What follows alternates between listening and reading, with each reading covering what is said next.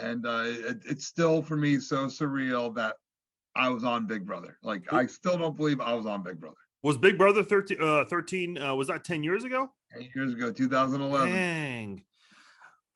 What is that whole thing like? Because you're getting ready to be gone for 2.5 months. Now it's 3 months, and even Right. then they push it a little further. I just feel so sorry for these people. But what is that like, knowing you're going to be away from life for 2.5 months? You know, my story is I was a finalist for season 12, so I almost got on. And the month of June, after I came home from finals, like I was nervous. I was nervous, like what's gonna happen? What's gonna happen? And I got a call like mid-June saying, "Thanks, but no thanks. We like you, but just not for this season." And I said, "All right, whatever." I started losing weight. I got into shape. I went back for finals for season third for semifinals. I went right to. I didn't have to go to the open call. I went right to semifinals, and I showed them me a year later, uh, dedicated and determined. Now that doesn't mean the month of June wasn't stressful, waiting for the call, waiting for the call, waiting for the call. Uh, when I got the one call that said you might want to start getting your affairs in order, I was like, oh, okay. That was around June 10th or 11th. Uh, they ended up taking me on June 26th. I must have gotten maybe 20 hours of sleep that entire time. Like I was just every second of the day, every second of the night, I lay in bed just thinking, holy shit, I'm getting on Big Brother. Holy shit, I'm playing Big Brother. How the hell am I going to win Big Brother?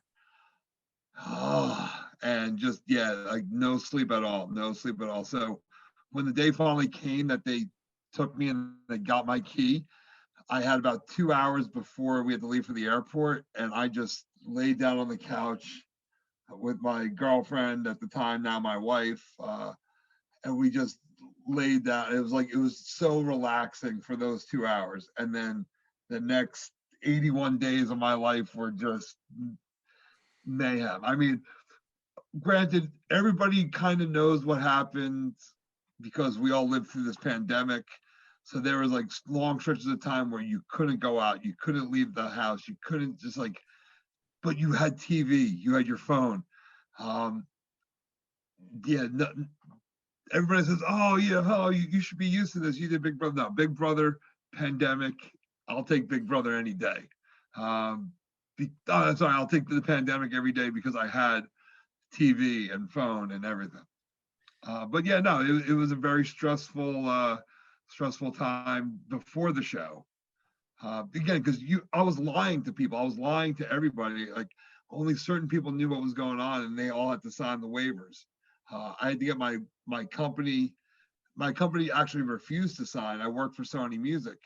They refused to sign, uh, but I had to sign something of theirs to say that I would not mention that I worked for Sony Music. I remember you told me that. Yeah, because if anything bad happened, they did not want it to be a reflection on them. Granted, this was 10 years ago and the internet was working pretty well and people could figure it out pretty quick. Oh yeah. But the best is like, if you have some older listeners, they'll get this joke. So at the bottom of the screen on Big Brother, they say your occupation, and mine said music inventory manager.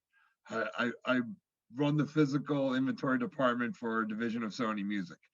But people are like, he's a stock boy at Sam Goody. He works at Music Land. Sam Goody. Yeah, exactly. So people like were dismissing me as just some like guy that like stock shelves. I'm like, no, dude, like I'm in charge of some pretty important shit here. But yeah, no, that was it was a fun time, but I can't believe it's been 10 years.